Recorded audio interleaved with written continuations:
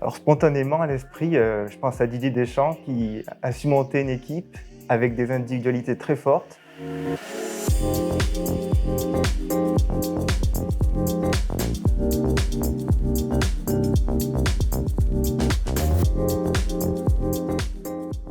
Je m'appelle Maxime Ficari, je suis originaire du Sud, donc j'ai commencé mes études à Aix-en-Provence pour ensuite les poursuivre à Strasbourg puis à Saint-Étienne, pour finalement me spécialiser en droit des industries de santé.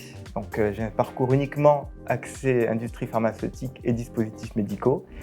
Il y a 8 ans de cela, j'ai commencé à travailler dans un laboratoire américain, Lilly, puis un laboratoire français assez connu, Sanofi. Et il y a 6 ans, je me suis expatrié de Paris pour aller à Lille afin de travailler au sein de la division Pharmaceuticals du groupe Bayer. Et aujourd'hui, depuis 6 mois, j'ai quitté Lille pour revenir à Paris où j'exerce les fonctions de responsable juridique et compliance pour la France et le Benelux du groupe Bausch & Lomb. Alors aujourd'hui, j'interviens sur un périmètre à la fois juridique et compliance en France, en Belgique, au Luxembourg et aux Pays-Bas pour tout le groupe, c'est-à-dire toute l'activité, que ce soit des dispositifs médicaux, des médicaments, de la distribution en pharmacie, auprès des hôpitaux, donc c'est vraiment très diversifié. Également en aspect compliance, toutes les relations avec les médecins, le respect des lois anticorruption, puisque en tant que groupe américain, nous avons des obligations très, très renforcées sur ce sujet-là. Et depuis un mois de cela, j'ai le plaisir d'accueillir une nouvelle collaboratrice qui va m'aider à apporter son soutien, son expérience dans la compliance au niveau du groupe sur mon périmètre géographique.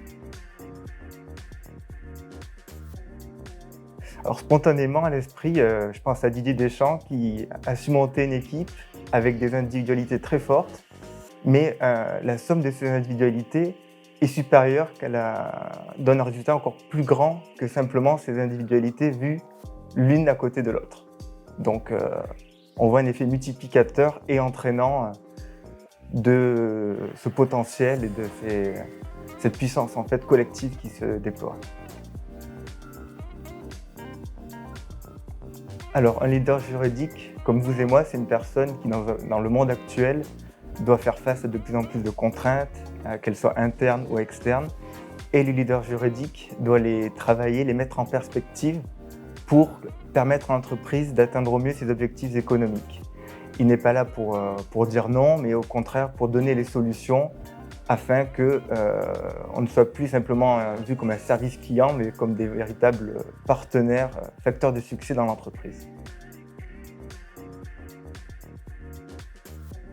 Alors le leader juridique, comme tous les leaders, il va évoluer dans un monde qui sera de plus en plus digitalisé, qui fera de plus en plus appel aux data, aux métadata, qui bénéficiera de services digitalisés de plus en plus performants. Et le leader juridique, justement, pour conserver sa légitimité, il devra mobiliser ses outils tout en conservant à l'esprit que sa finalité, c'est d'être le partenaire qui met en perspective encore plus les enjeux business et les enjeux juridiques.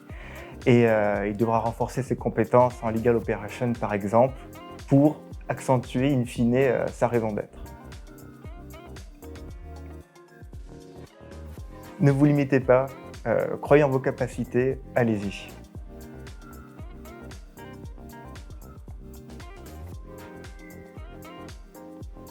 Je suis désolé. J'étais trop lent.